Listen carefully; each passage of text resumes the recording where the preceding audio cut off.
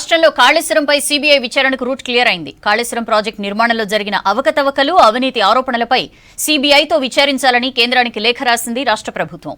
NDSA report ఆధారంగా CBI enquiry చేయాలని లేఖలో కోరింది. కాళేశ్వరం కార్పొరేషన్, అంతర్రాష్ట్ర అంశాలపై విచారించాలని రిక్వెస్ట్ చేసింది.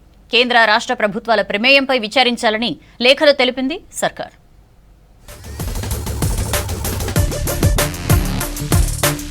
కాళేశ్వరం అవకతవకలపైన కేంద్రానికి సీబీఐ ఎంక్వైరీ కోరింది రాష్ట్ర ప్రభుత్వం. కాళేశ్వరంలో భారీగా అవకతవకలు జరిగాయని లేఖలో కేంద్రానికి వివరించింది. ఘోష్ కమిషన్ రిపోర్టు ఆధారంగా ఎంక్వైరీ చేయాలని రిక్వెస్ట్ చేసింది. డిజైన్, క్వాలిటీ లోపాల వల్లే నిర్మాణ వైఫల్యమని ఎన్డీఎస్ఏ రిపోర్టు ఇచ్చిందని తెలిపింది. ఎన్డీఎస్ఏ రిపోర్టు ఆధారంగా సీబీఐ విచారణ చేయాలని కేంద్రానికి విజ్ఞప్తి చేసింది. ప్రజాప్రతినిధులు, కాంట్రాక్టర్లు, అధికారులు, ప్రైవేట్ కంపెనీలపై విచారణ జరపాలని కోరింది రాష్ట్ర సర్కార్. సీబీఐ విచారణకు పూర్తిగా సహకరిస్తామని తెలిపింది.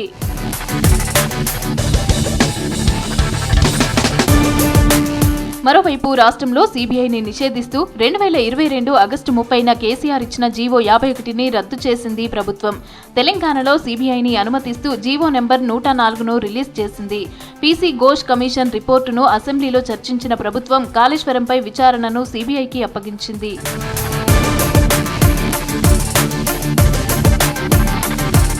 కాళేశ్వరం ప్రాజెక్టు వ్యవహారంలో జస్టిస్ పీసీ ఘోష్ నివేదిక ఆధారంగా సీబీఐ విచారణ చేపట్టొద్దని ఆదేశించింది హైకోర్టు.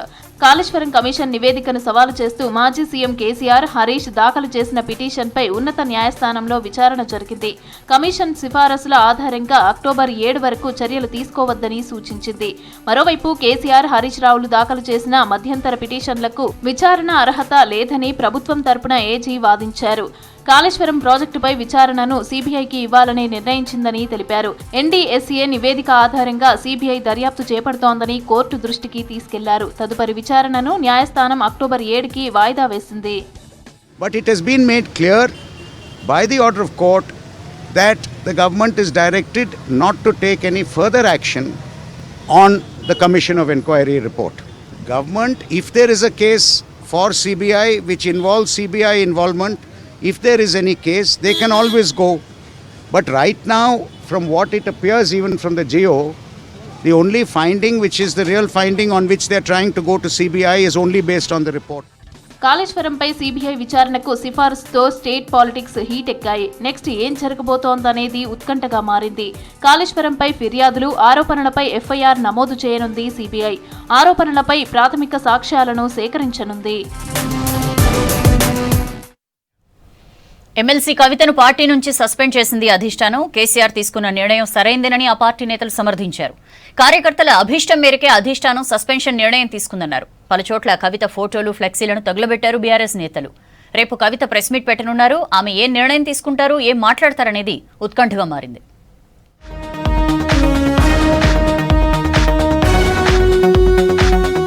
ఎమ్మెల్సీ కవితను పార్టీ నుంచి సస్పెండ్ చేస్తూ బీఆర్ఎస్ హైకమాండ్ నిర్ణయం తీసుకుంది. పార్టీ వ్యతిరేక కార్యకలాపాలను తీవ్రంగా పరిగణిస్తూ ఈ నిర్ణయం తీసుకున్నట్లు లేఖలు తెలిపింది. ఇటీవలి కాలంలో ప్రవర్తిస్తున్న తీరుతెన్నులు, కొనసాగిస్తున్న పార్టీ వ్యతిరేక కార్యకలాపాలు బీఆర్ఎస్ పార్టీకి నష్టం కలిగించే రీతిలో ఉన్నందున పార్టీ అధిష్టానం ఈ విషయాన్ని తీవ్రంగా పరిగణిస్తుందని లేఖలో ప్రస్తావించారు. తక్షణం కవితను పార్టీ నుంచి సస్పెండ్ చేస్తూ నిర్ణయం తీసుకున్నామని పార్టీ ప్రధాన కార్యదర్శి, పార్టీ క్రమశిక్షణ వ్యవహారాల బాధ్యులు సోమా భరత్, ప్రధాన కార్యదర్శి టి రవీందర్ రావు పేరుతో లేఖ రిలీజ్ చేశారు. వరంగల్ జిల్లా ఎల్గతుర్తిలో ఏప్రిల్ 27న జరిగిన బీఆర్ఎస్ రజతోత్సవ సభ తర్వాతి నుంచి పార్టీ నేతల తీరుపై సీరియస్ గా కామెంట్లు చేస్తూ వచ్చారు. మొదట లేఖలు, ఆ తర్వాత చిట్చాట్లలో ఇండైరెక్ట్ గా ఫైర్ అయ్యారు. ఇప్పుడు ఏకంగా పేర్లను ప్రస్తావిస్తూనే తీవ్ర విమర్శలు గుప్పించారు. సీబీఐకి అప్పగించాలని రాష్ట్ర ప్రభుత్వం నిర్ణయం తీసుకున్న తర్వాత పార్టీ నేతలపై విమర్శలు ఎక్కుపెట్టారు కవిత. హరీష్ రావు, సంతోష్ రావుపై సంచలన వ్యాఖ్యలు చేశారు. ఈ ఇద్దరి వల్లే కేసీఆర్ కు అవినీతి మరకలు అంటాయన్నారు. హరీష్, సంతోష్ అవినీతి అనకొండలంటూ మండిపడ్డారు. ఈ దుర్మార్గుల వల్లే పార్టీ ఓడిపోయే పరిస్థితి వచ్చిందన్నారు. కవిత కామెంట్స్ ను అధిష్టానం తీవ్రంగా పరిగణించింది. తాజా పరిణామాలపై 2 రోజులుగా కేటీఆర్ తో పాటు పార్టీ ముఖ్య నేతలతో ఫామ్ హౌస్ లో కేసీఆర్ చర్చించారు. కవితపై వేటు వేయాలని నిర్ణయం తీసుకున్నారు. కవిత కొంతకాలంగా మాట్లాడుతున్న తీరు బీఆర్ఎస్ కు నష్టం కలిగిస్తోందన్నారు సత్యవతి రాథోడ్. కేసీఆర్ నిర్ణయాన్ని తామంతా స్వాగతిస్తున్నామన్నారు. పార్టీ ఉంటే ఎంత లేకుంటే ఎంత అని కవిత ఎలా మాట్లాడతారని ప్రశ్నించారు గొంగుడి సునీత. పార్టీ ముందు కార్యకర్తల కంటే ఏది ఎక్కువ కాదు, బిడ్డ కాదు, కుటుంబం కాదు. నా పేగు బంధం కంటే నా పార్టీ బంధం, నా పార్టీతో నాతో కలిసి అడుగులేసిన కార్యకర్తలే ముఖ్యం, ప్రజలే ముఖ్యమనే కేసీఆర్ గారు ఏదైతే ఈ నిర్ణయం తీసుకున్నారో దాన్ని మేము మనస్ఫూర్తిగా స్వాగతిస్తూ, కవిత గారు తనకు తానే గొయ్యి దోవుకున్నట్టుగా అనిపిస్తోంది. మరి ఎవరి మార్గదర్శకంలో ఎవరిని ఫాలో అవుతూ ఇవన్నీ మాట్లాడినారో వారికి కాలమే బుద్ధి చెప్తుంది. ఇది సరైన పద్ధతి కాదని చెప్పి తెలియజేస్తూ మరి పార్టీ తీసుకున్న నిర్ణయాన్ని మేము అందరం కూడా స్వాగతిస్తా ఉన్నాం. కవిత సస్పెన్షన్ నిర్ణయం సరైందే అన్నారు జనగామ ఎమ్మెల్యే పల్లా రాజేశ్వర్ రెడ్డి. పార్టీ కార్యకర్తల నిర్ణయంతోనే కవితను పార్టీ నుంచి తొలగించారన్నారు. కాళేశ్వరంలో అవినీతి జరిగిందని కవిత నొక్కి చెప్పడం పార్టీకి ఎంతో నష్టం కలిగిస్తోందన్నారు దాసోజు శ్రవణ్. అన్ని ఆలోచించే కవితను పార్టీ నుంచి కేసీఆర్ సస్పెండ్ చేశారన్నారు దాసోజు శ్రవణ్. కేసీఆర్ గారు తన కూతురైన పార్టీ కంటే భిన్నంగా ఆలోచించొద్దని చెప్పే ఉద్దేశంతో తెలంగాణ కోసం, తెలంగాణ బాగు కోసం, భారత రాష్ట్ర సమితి యొక్క నాయకులు కార్యకర్తల యొక్క ఆందోళనను తొలగించడం కోసం వారి ఇష్ట ప్రకారమే వాళ్ళ భారత రాష్ట్ర సమితి నుండి వారిని తొలగించడం, సస్పెండ్ చేయడం జరిగింది. ఇది యావత్తు భారత రాష్ట్ర సమితి యొక్క నాయకులు కార్యకర్తలందరూ కూడా స్వాగతిస్తున్నారు. కానీ దానికి భిన్నంగా కాళేశ్వరంలో అవినీతి జరిగింది, దానికి కారకులు హరీష్ రావు గారు అన్నట్లుగా అవినీతి జరిగింది అనేటువంటి ఒక విషయాన్ని వారు నొక్కి చెప్పడం ఏదైతే ఉందో అది తీవ్రమైనటువంటి violation of the parties code of conduct, పార్టీకి నష్టం కలిగించేటువంటిది. గతంలో కూడా ఇటువంటి కామెంట్స్ చేసినారు కాబట్టి వారిపై పార్టీ ఈ చర్య తీసుకొని వారిని పార్టీ నుండి సస్పెండ్ చేసినారు. కవితను పార్టీ నుంచి సస్పెండ్ చేసిన తర్వాత పలు జిల్లాల్లో ఆమె ఫోటోలను, ఫ్లెక్సీలను దగ్ధం చేశారు బీఆర్ఎస్ కార్యకర్తలు. పార్టీ నిర్ణయాన్ని గౌరవిస్తున్నట్లు చెప్పారు. జగిత్యాల జిల్లా మెట్పల్లి ఎమ్మెల్యే కార్యాలయంలో కవిత ఫోటోలు, ఫ్లెక్సీలను తొలగించారు. కవితకు వ్యతిరేకంగా రోడ్లపై నినాదాలు చేశారు. హుస్నాబాద్ మల్లచెట్టు చౌరస్తాలో కవిత ఫ్లెక్సీని దహనం చేశారు. పార్టీ నాయకులను కించపరిచే ప్రయత్నాలను సహించబోమని హెచ్చరించారు. బీఆర్ఎస్ లో ఉన్నటువంటి నాయకులను కించపరిచే విధంగా మాట్లాడడం జరుగుతుంది. ఇన్ని రోజులు ఒక నాయకులను మాట్లాడితే కవిత ఇప్పటికైనా గుర్తుపెట్టుకో, మీ నాన్న గురించి కూడా మాట్లాడినట్టు ఉంటుంది. కాబట్టి పార్టీ అంటేనే కేసీఆర్ అంటేనే పార్టీ. కాబట్టి పార్టీని ఏ విధంగా మీరు కించపరిచే విధంగా మాట్లాడినా బీఆర్ఎస్ కార్యకర్తలు ఉపేక్షించారు. మరోవైపు కవిత ఇంటి దగ్గర హరీష్ రావు, సంతోష్ రావు, జగదీష్ రెడ్డిపై జాగృతి కార్యకర్తల విమర్శలు గుప్పించారు. పార్టీ నిర్ణయాన్ని తీవ్రంగా తప్పుబట్టారు తెలంగాణ జాగృతి నాయకులు. తనపై సస్పెన్షన్ వేటు మీద కవిత రేపు స్పందించే అవకాశం ఉంది. మధ్యాహ్నం 12 తర్వాత కవిత ప్రెస్ మీట్ ఉంటుందన్నారు జాగృతి నేతలు. కవిత ఏ నిర్ణయం తీసుకుంటారు, ఏం మాట్లాడనున్నారనేది ఆసక్తిగా మారింది. హరీష్ రావు, సంతోష్ రావుపై ఎమ్మెల్సీ కవిత చేసిన కామెంట్స్ రాజకీయ వర్గాల్లో చర్చనీయాంశంగా మారాయి. సీబీఐ ఎదుట కూడా కవిత నిజాలే చెప్పాలని కాంగ్రెస్ నేతలు డిమాండ్ చేశారు. కాళేశ్వరం నిర్మాణంలో అవినీతి జరిగిందని మరోసారి కవిత కామెంట్స్తో ప్రజలకు అర్థమైందన్నారు బీజేపీ నేతలు.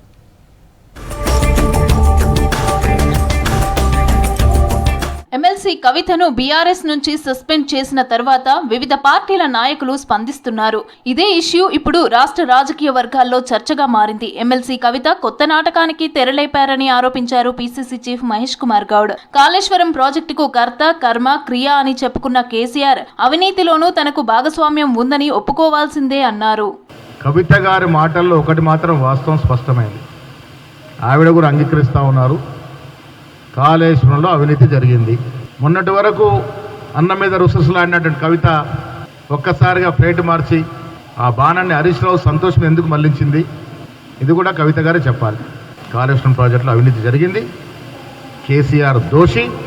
కేసీఆర్ ప్రమేయం వల్లే, కేసీఆర్ అధికార ఆదేశాల వల్లనే ఈ తతంగం జరిగింది. కేసీఆర్ హయాంలో తెలంగాణను దోచుకున్నది బీఆర్ఎస్ లీడర్లేనని స్వయంగా కవితే చెప్పారన్నారు ఎంపీ చామల కిరణ్ కుమార్ రెడ్డి. కాళేశ్వరం ప్రాజెక్టులో జరిగిన అవినీతిపై కవిత చెప్పినట్లుగా హరీష్ రావు, సంతోష్ రావే కారణమైతే ఈ మాటలను సీబీఐ ముందు కూడా చెప్పాలని డిమాండ్ చేశారు. కవిత గారు ఏదైతే నిన్న మాట్లాడిందో ఈరోజు ఆమెను పార్టీలకు వెళ్ళి ఎక్స్పెల్ చేయడం జరిగింది. ఉద్యమం సమయంలో నీళ్లు, నిధులు, నియామకాల నినాదంతో ఏదైతే ఆమె ఉద్యమం చేసి తెలంగాణ తెచ్చుకుర్రో, తెలంగాణలో దోపిడీ జరిగిందనేది ఆమె ఒప్పుకుంది.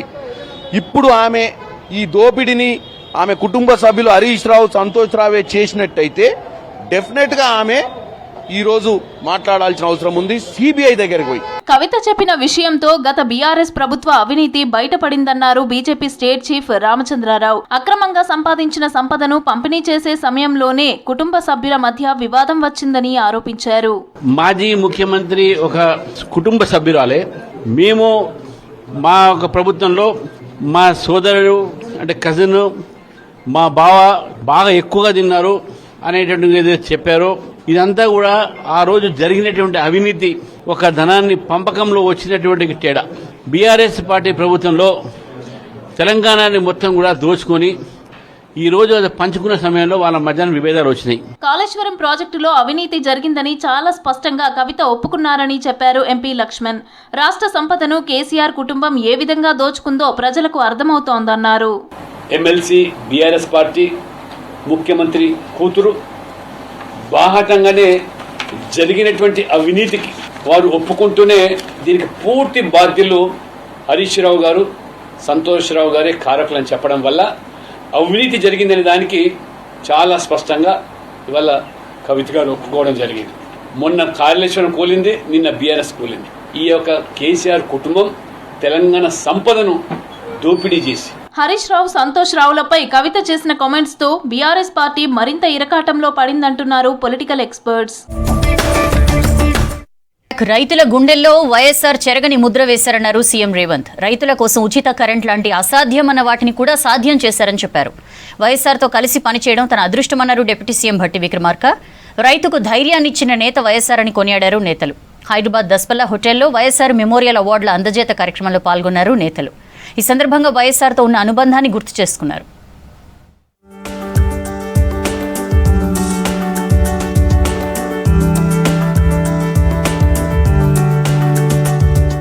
రైతాంగాన్ని ఆదుకున్న మహానీయులు వైఎస్ రాజశేఖర్ రెడ్డి అన్నారు సీఎం రేవంత్. రైతులు, పేదల గుండెల్లో వైఎస్ఆర్ చిరస్థాయిగా నిలిచిపోయారన్నారు. ప్రభుత్వాలు మారినా మార్చలేని గొప్ప పథకాలు తీసుకొచ్చారని కొనియాడారు. వైఎస్ స్ఫూర్తిని కొనసాగిస్తామని చెప్పారు. ఆయన అసంపూర్తిగా వదిలేసిన పనులను పూర్తి చేస్తామన్నారు.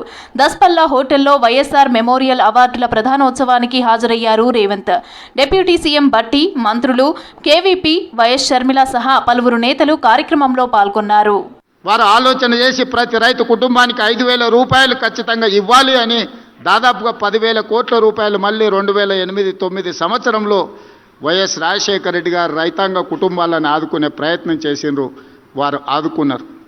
ఈరోజు ఏ రాష్ట్రంలో ఎవరైనా రైతులకు ఉచిత కరెంట్ ఇవ్వాలన్న ఆలోచన చేస్తే వైఎస్ఆర్ గారిని గుర్తు చేసుకునేంత బలమైన ముద్రను రాజశేఖర రెడ్డి గారు ఈరోజు అందరి గుండెల్లో రైతుల ఆలోచనలో పదిలంగా చేసుకున్నారు.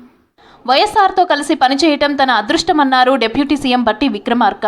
వైఎస్ఆర్ హయాంలో ఎమ్మెల్సీగా చేశానని, ఆయనతో కలిసి సీఎల్పీ నేతగా పాదయాత్ర చేశానని గుర్తు చేసుకున్నారు. వైఎస్ ఫౌండేషన్ ఏర్పాటు చేసి అవార్డులు ఇవ్వటం అభినందించదగ్గ విషయమన్నారు. రైతుకు ధైర్యాన్నిచ్చిన నేత వైఎస్ఆర్ అన్నారు మంత్రి శ్రీధర్ బాబు. ఉచిత విద్యుత్ వీలు కాదన్న టైంలో వైఎస్ఆర్ మొదటి సంతకం ఉచిత కరెంటు పథకం ఫైల్ పైనే చేసి రైతులను ఆదుకున్నారని గుర్తు చేశారు మంత్రి. ఆనాడు రైతుల కోసం వారు మా అందరికీ నేర్పించినటువంటి ఆలోచనలు మనసులో పెట్టుకొని దాదాపు 21,000 కోట్ల రూపాయలని వచ్చిన 3 నెలల్లోనే ఈ రాష్ట్రంలో రుణమాఫీ చేసి చూపించాం.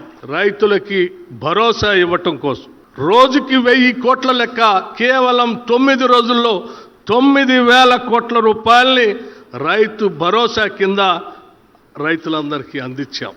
రైతు సోదరులకు ధైర్యం కల్పించే విధంగా మీరు ధైర్యంగా ఉండండి.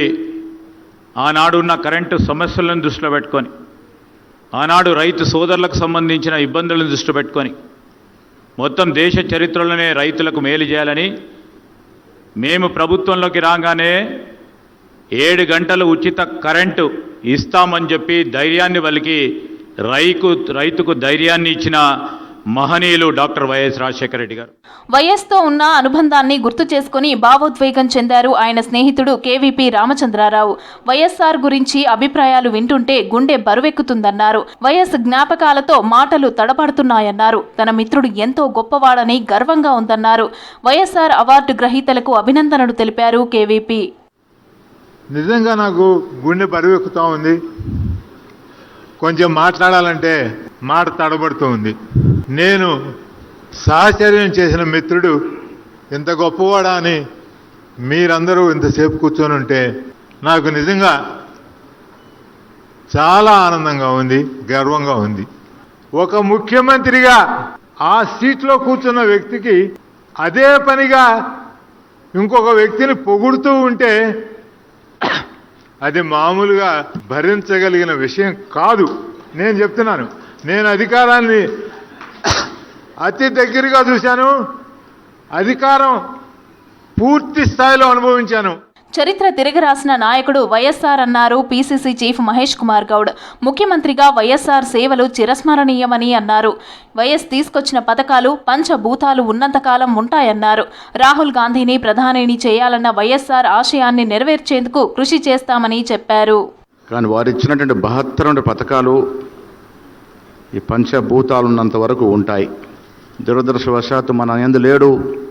కానీ వారి ఆలోచన, వారు నడిపిన రాజకీయ విధానం, వారి ప్రజల గురించి ఆలోచన విధానాలు ఎప్పటికి కూడా చిరస్మరణీయంగా ఉంటాయనే మాట ఈ సందర్భంగా మనవి చేస్తూ మరొక్కసారి మాకు గర్వంగా ఉంది, వారితో కలిసి నడిచే అవకాశం దొరికింది. ప్రతి ఏటా వైఎస్ఆర్ ఫౌండేషన్ ద్వారా ఆయన జ్ఞాపకంగా అవార్డులు అందిస్తున్నారు కేవీపీ కుటుంబీకులు, వైఎస్ మిత్రులు. ఈసారి కూడా వ్యవసాయ రంగంలో విశేష సేవలు అందించిన వారికి అవార్డులు అందించారు. అవార్డు కింద 25 లక్షల రూపాయల నగదు బహుమతి అందజేశారు. ఉత్తర భారతాన్ని భారీ వర్షాలు వణికిస్తున్నాయి. ఎడతెరిపి లేకుండా పడుతున్న వానలతో నార్త్ ప్రజలు అల్లాడుతున్నారు. ముఖ్యంగా ఢిల్లీ, యూపీ, పంజాబ్, హర్యానా, ఉత్తరాఖండ్, జమ్మూ కాశ్మీర్ రాష్ట్రాలు వరదలతో అతలాకుతలమవుతున్నాయి. గంగా, యమునా నదులు ఉప్పొంగి ప్రవహిస్తున్నాయి. ఉత్తరాఖండ్లో పలు జిల్లాలకు రెడ్ అలర్ట్ ఇచ్చింది వాతావరణ శాఖ.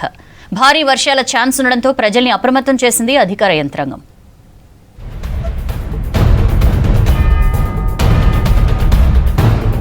ఉత్తరాది రాష్ట్రాల్లో భారీ వర్షాలు, వరదలు కంటిన్యూ అవుతున్నాయి. పంజాబ్, హర్యానాలో కురుస్తున్న ఎడతెరిపి లేని వానలకు వాగులు, నదులు ఉధృతంగా ప్రవహిస్తున్నాయి. హర్యానాలో తెల్లవారుజాము నుంచి భారీ వర్షం పడింది. గురుగ్రామ్, జజ్జర్ సహా పలుచోట్ల భారీగా ట్రాఫిక్ జామ్ ఏర్పడింది. కొన్ని ప్రాంతాల్లో రోడ్లపై నీరు నిలిచిపోయింది.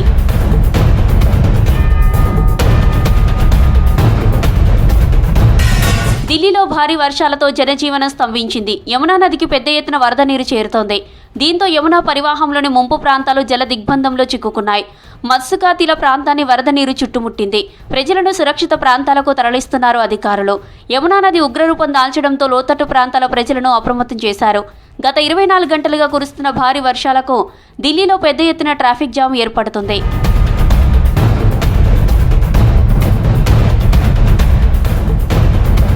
ఉత్తరాఖండ్కు హెవీ రెయిన్ అలర్ట్ ఇచ్చింది వాతావరణ శాఖ.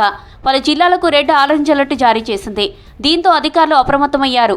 స్కూల్లో, కాలేజీలకు సెలవులు ప్రకటించింది సర్కార్.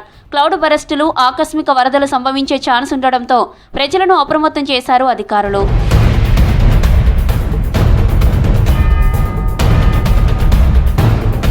జమ్మూ కాశ్మీర్, హిమాచల్, ఉత్తరాఖండ్లోనూ వర్షాలు కొనసాగుతున్నాయి. ఇటీవల క్లౌడ్ బరస్ట్ సంభవించిన ప్రాంతాల్లో ముమ్మరంగా సహాయక చర్యలు కొనసాగుతున్నాయి. ఎన్డీఆర్ఎఫ్, ఎస్డీఆర్ఎఫ్, ఆర్మీ సిబ్బంది కలిసి రెస్క్యూ కొనసాగిస్తున్నారు.